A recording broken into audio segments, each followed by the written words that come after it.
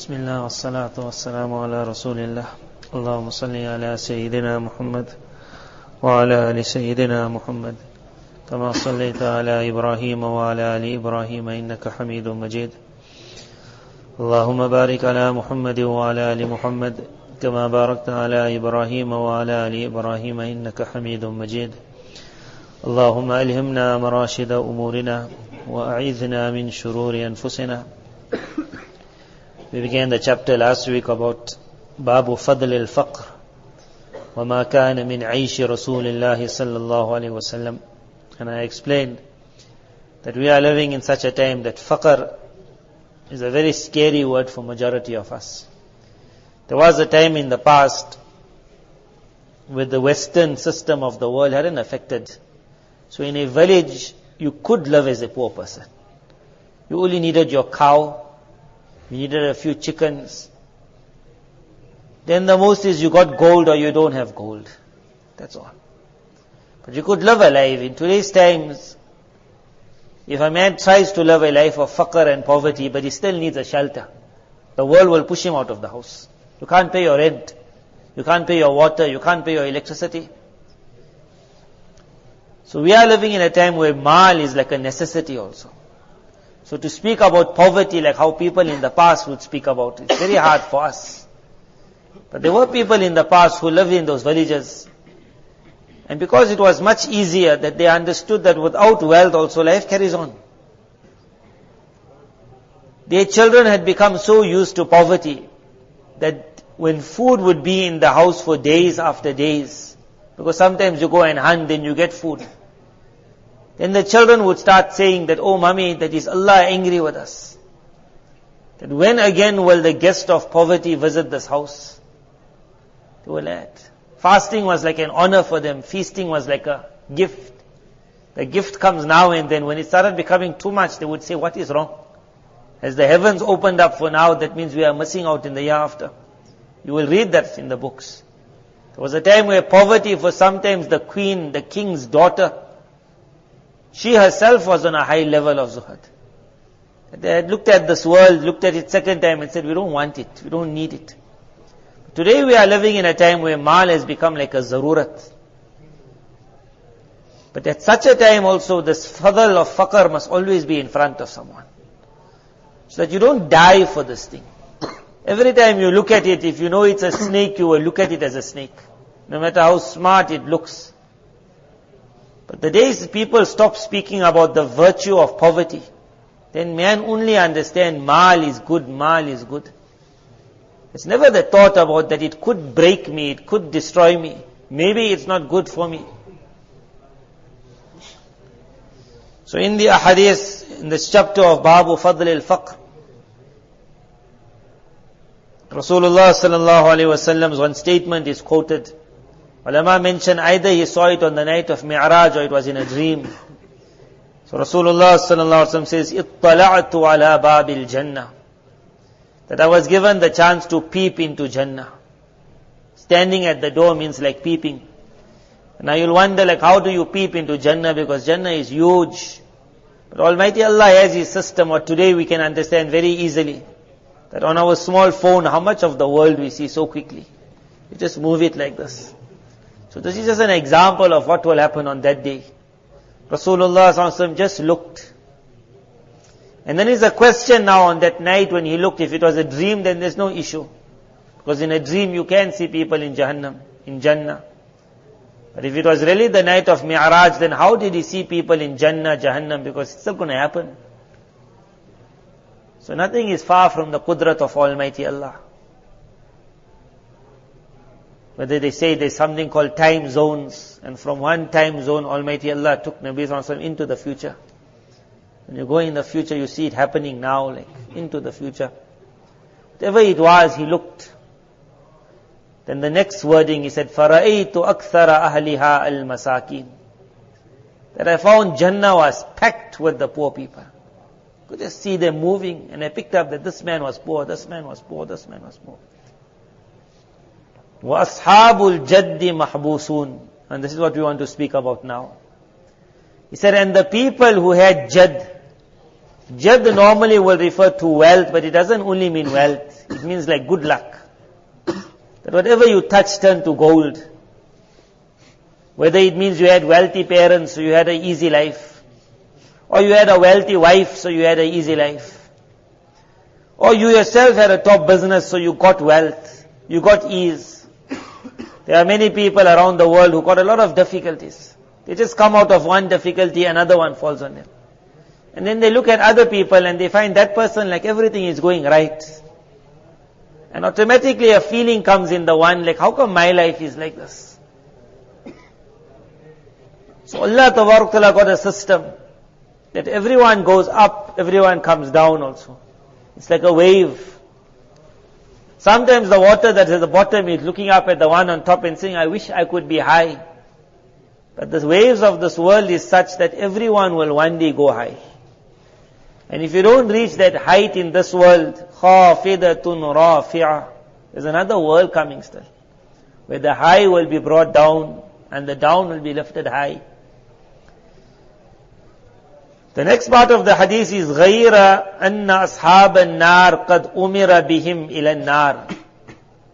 That as for the people of Jahannam, they were already out of this. They were gone into Jahannam. So I was looking at two groups. So these two groups means both of them are the people of Jannah. Because normally a man who got it all, he says, I'm a Jannati. So I like to be a rich Jannati, meaning you're rich also and they're Jannati. Speaking about that person. That person most likely could be us also. May Allah make us from the people of Jannah. But the people of Jannah were two that he saw. One was the Masakin. They were already enjoying life. He said, Ashabul Jaddi Mahbusun, they were stuck. Now what were they stuck for? They were already going to go one day into Jannah. He said, the people of Jahannam, they were already told, go out. These people were going to go into Jannah. Some write that this was their hisab. The hisab was taking long. Some ulama have explained that in hisab there's sometimes iqab also. That for the people who Almighty Allah doesn't want to send to Jahannam, a punishment for them itself is the hisab, the reckoning. In the reckoning, some people will melt. In the reckoning. In this world itself, when someone is being interrogated, they can interrogate him so much that itself that is like a punishment. On that day it will be like that. Ashabul Jad, the people of what we call luck, for them there will be a day also. May Allah Tabarak Ta'ala save us all, make it easy. But just picture that scene. They're stuck. They can't move. Question after question. If you're going to Aqsa, they'll tell you that they'll keep you at the border. The Israeli border, the Jordanian border, wherever you go. And they just leave you then. Then you're sitting for 6 hours, 7 hours. Then they'll call you. Now you think you're going through. They'll just call you. They'll ask you, what's your name? 6 hours ago they asked you your name. Again they'll ask you, saying, what's your name? Granny's name. Okay, go. And then you look at them, what? Go sit there again. So there's not even interrogating you. They're just telling you sit. That itself is an adhab. Man doesn't like to sit. He wants to get out. On that day, Ashabul Jaddi Mahbusun stuck. This is to create that love of faqr. Sometimes you must say this, oh Allah, it is my weakness. Otherwise I would have also asked for poverty. But because of my weakness, can I ask you so much? That give me in this world the life of the rich, but the hisab of the poor. Something to think about, because when wealth comes, it's going to come with that hisab also. So under that, Mullah Ali Qari Rahimullah wrote a lovely ibarat. He wrote, the people of Jahannam, they were gone. This was hisab. And there was nothing guna that these people had done. It was halal wealth. He wrote, because لِحَلَالِ الدُّنْيَا حِسَاب وَلِحَرَامِهَا إِقَاب. He said, hisab will be for the halal. Punishment will be for the haram. Then he said, وَأَمَّا الْفُقَرَاء فَهُمْ عَنْ هَذَا بُرَآ. Now, ibarat of his was always like this. Mullah Ali Qari used to talk like this. Because he's like, tongue. He had to rhyme it some way or the other. He said, وَأَمَّا الْفُقَرَاء فَهُمْ عَنْ هَذَا بُرَعَاء. As for the poor people, they're not going to talk about haram wealth because they had no wealth. So no talking of iqab. And they won't be asked about halal wealth because they had no wealth. He said, فَلَا يُحَاسَبُونَ وَلَا يُحْبَسُونَ. There'll be no hisab, so why must they tell him, hold on? They got nothing. Then he said, بَل, rather, forget that. بِأَرْبَعِينَ خَرِيفًا قَبْلَ الْأَغْنِيَا يَدْخُلُونَ الْجَنَّةِ. He said 40 years before the rich, they will already be entering into paradise. 40 years. Look at his ibarat after that. He says, مُكَافَأَةً لَهُمْ فِي الْأُقْبَى لِمَا فَاتَهُمْ فِي الدُّنْيَا. مُكَافَأَةً لَهُمْ فِي الْأُقْبَى لِمَا فَاتَهُمْ فِي الدُّنْيَا. That because of what they missed in this world, they will be made to understand that Allah knew you missing it in this world. So now He will give it to them there. See, this world, what is this world? This world, your lifespan is going to be 40 to 50 years. So in that 40 to 50 years, the rich man, how much he can enjoy, the poor man won't get that. Allah Ta'ala made a system that the poor people go and enjoy Jannah 40 years before the rich. So after that, it will never be said that I never gave you that enjoyment you missed out in the world. But we all know 40 years of the year after is not like 40 years here. One day also can give you all the enjoyment.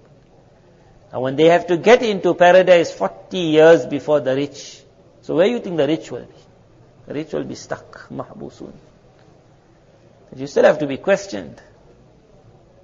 This is that. So think about this, that, oh Allah, bless me. That wealth also, I must not live in poverty because I won't manage it. When you will say you won't manage it, you will understand one thing, that wealth is the ma'zur. Wealth is the ma'zur. And a poor person who can remain strong is the asal. Because Rasulullah Sallallahu Alaihi Wasallam's asal sunnah was this, that I don't want it. I don't want it. So he said the mountain will be made for you like gold. And Allah has promised you that for everybody else in this world, their akhirat drops according to how much their dunya rises. But Rasulullah was promised that for you, we will give you the world. But it will not affect your akhirat one bit. But even after that, Rasulullah said, وَلَلْ آخِرَةُ خَيْرُ وَأَبَقَى. And I don't want it. It's a very high level of zuhud. That was the asal. So when you walk in the masjid, you will see one person who needs a chair. So that person is told, don't act brave, you won't manage without a chair. That if you're going to be sitting, you won't manage to stand up, take the chair. It is also made to understand, remember, but you ma'zur you. You can't be the imam of the masjid. You are ma'zur. And the rich poor person sometimes looks at the man sitting, sometimes supposed to, nowadays I don't know whether they do it. They enjoy sitting on the chair nowadays. But he's supposed to look at the people standing, especially an old person, standing, and say, hey, I wish I could stand. It's just I can't stand. Similarly, the chapter of Fadlul Faqr was to teach the rich people of the world that you must also realize you ma'zur, we ma'zur. And when we see the poor people, especially those who in their poverty are smiling still, then you have to understand you are the real imam, not me. But if this is not there, then we will start looking at rich people as the asal. So now suddenly we walked in the masjid, we standing, and we're looking at the people sitting and say, I wish I could be sitting. The whole thing turned upside down. The man who was straight started looking at the man who was ma'zur. So in the world of ilm, Almighty Allah put it part of the wirasat of ilm, that so much of wealth doesn't come to an alim. But if that alim could understand this little what is called faqr, which is not true faqr, but it's just a munasabat with poverty, that you want to buy something, you're not like a rich man, when you open your wallet, you got 4 cards. Now you wonder which one to swipe. You got no wallet. You're going to have a card. That little munasabat, But you have to make a decision. Can I buy it? Can't I buy it? I haven't got. Whereas another person doesn't think about something else. He doesn't know. Like he said, we'll sort it out later, the price. Don't worry. The Maulana said, you have to tell me because I don't know. So that man can't understand what you mean. Like a small amount. That's what he earns, but that little munasabat with faqr, it's supposed to make the man of ilm at least feel happy. But unfortunately today we are finding, forget the student, even the alim, the biggest complaint that everyone is making is about this poverty. Whereas this poverty, it's not a zillat, it's an honor. It is difficult. But the man sitting on the chair must understand that the asal is the man standing. For this ummah, Allah Tabarak Ta'ala has kept it that there is another world. فَإِنَّ لِلْفُقَرَاءِ بِأَرْبَعِينَ خَرِيفًا يَسْبِقُونَ الْأَغْنِيَاءِ 40 years before the rich. مُكَافَأَةً لَهُمْ. Allah wants to pay them back. فِي الْأُقْبَى لِمَا فَاتَهُمْ فِي الدُّنْيَا. Nothing you will miss here, but Allah will say, I'll give it to you. But he's got to do how much of yaqeen man says that I can see the next stage.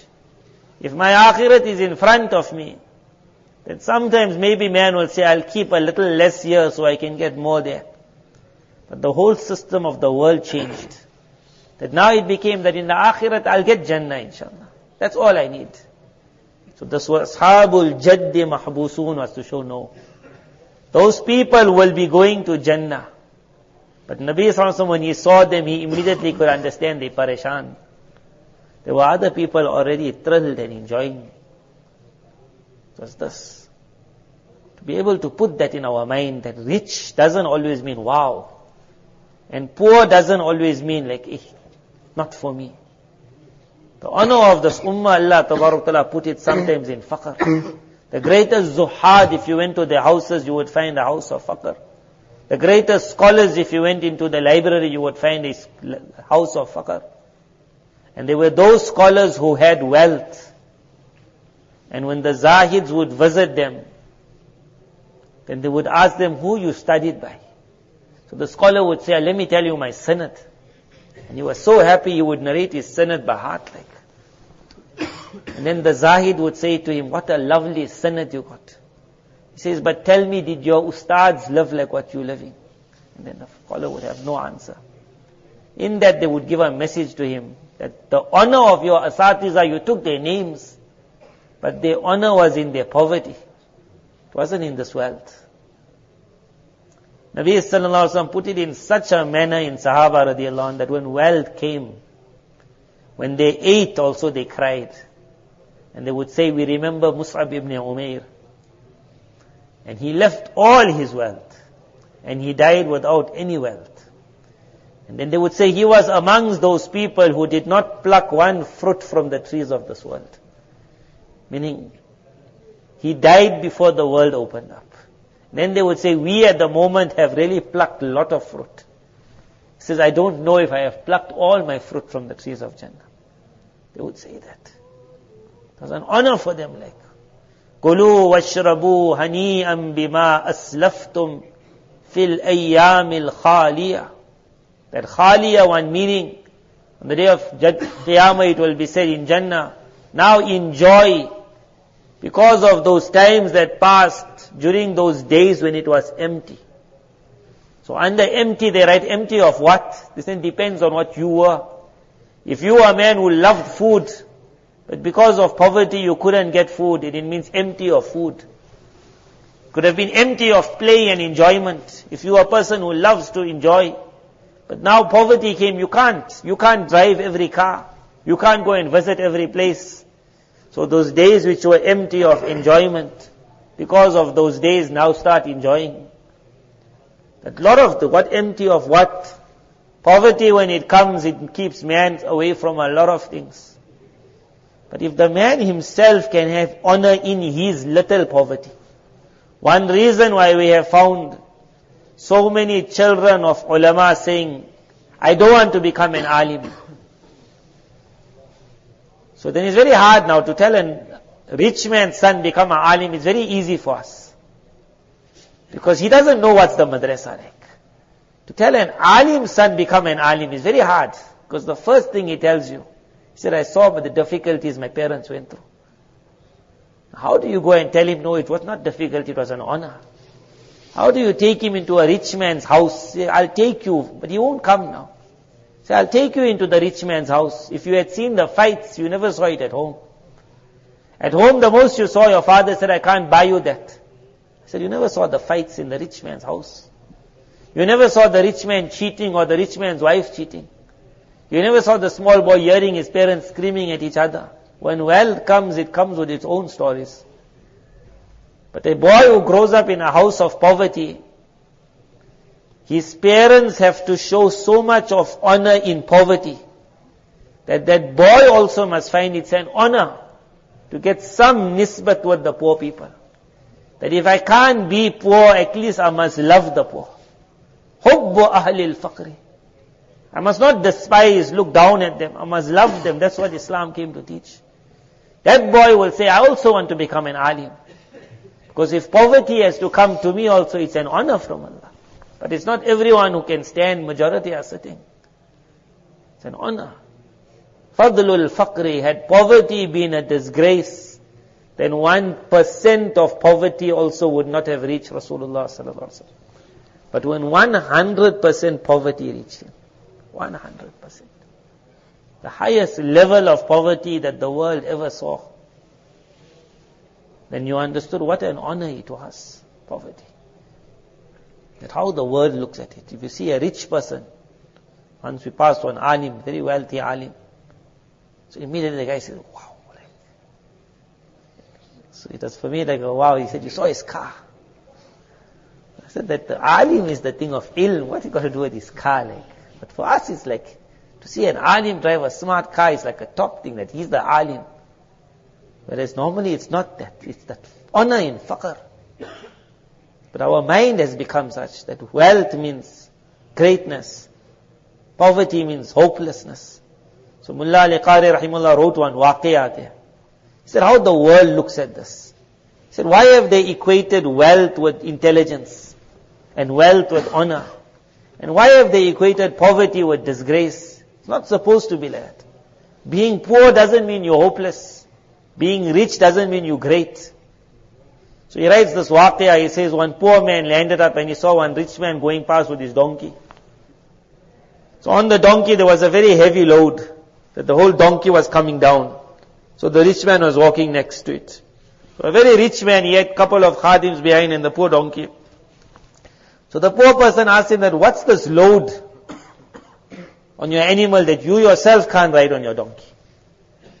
So he said, normally on a donkey you have on this side of the donkey and on that side of the donkey, like one sack here, one sack, or two sacks most. So he said, on this side of that thing is my wheat, my grain that I'm going to sell in the market. So he says, no problem. What's on the other side? He said, sand.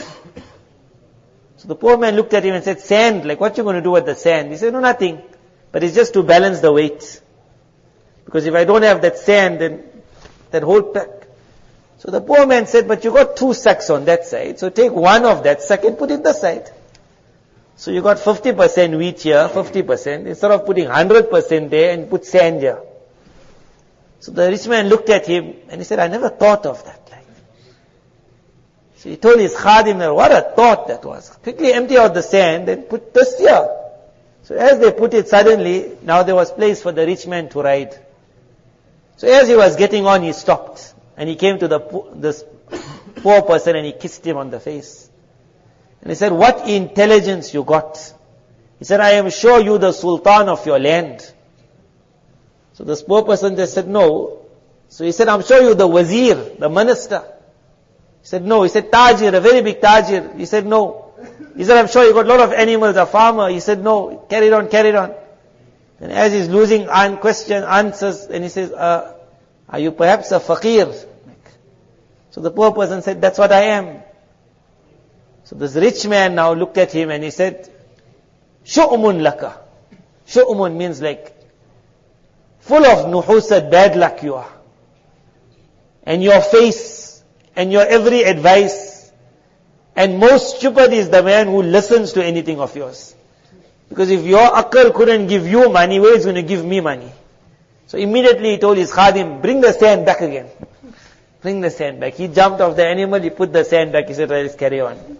So there Mullah Ali Qari wrote, the reason is that man has understood that aql means wealth and poverty means stupidity. He says, but it got nothing like that in the eyes of Almighty Allah. Had there been a little disgrace in poverty, it would not have been the hissa of Rasulullah sallallahu alaihi wasallam. But how do me and you look at it? Do we also look at it as a disgrace? Or do we look at it that I am the ma'zur? That man who has love for the people of faqr, he'll make this dua. That, oh Allah, because of my necessity, I need wealth. But let my hisab be the hisab of the poor. Ali radiallahu anh, he said the opposite sentence. He said, how terrible is wealth for the rich. Or he said, how miserable is the life of the rich. Not the rich, he said, how miserable is the life of a miser. Because when man gets money, he becomes miserly. He said, how miserable is the life of a miser. He will live the life of a poor man. Because a miser is that, isn't it? Whenever you see him, like he's counting, like other people are saying, he got so much money, like the way he is looking at his wallet. I don't know if you all see it, but you will see a rich man, to swipe his card for 5,000 is like, no, nothing. And to take out 50 rand cash is very hard. You'll see him looking at it like 100 times. When he swipes any amount. Like it's like in his mind, credit, just carry on, pay it later on. But when he has to give, then you'll see like you look at it a couple of times. Like, so he said, how miserable is the life of a miser. He will live the life of a poor person. And he will have to give the hisab of a rich person. You will live the life of a poor person. You will have to give the hisab of the rich. We want the opposite. That, oh Allah, because of our udhr, we ask you for wealth, but the hisab of the poor. Hisab of the poor. يَدْخُلُونَ الْجَنَّةِ بِأَرْبَعِينَ خَرِيفًا قَبْلَ الْأَغْنِيَاءِ وَأَصْحَابُ الْجَدِّ مَحْبُوسُونَ. We don't want to be mahbus. That, oh Allah, in your kindness, please look at us that you had some nisbat with faqr. True faqr not. But how in every era, the people know who poor people are. So people know normally Maulanas are poor people. So just that nisbat. That, oh Allah, they also said we poor. Although we know that alims nowadays are more rich than many other people. But so much at least, they also called us that nisbat with faqr. On that nisbat, oh Allah. When you are saying, where are the poor people go? Then it must be said, oh ulama, what you doing here? Like, where were you rich? So Allah grant us wealth in this world because of udhr, with halal, with afiyat, with izzat, but oh Allah, the hisab of the poor. Wa akhiru da'wana.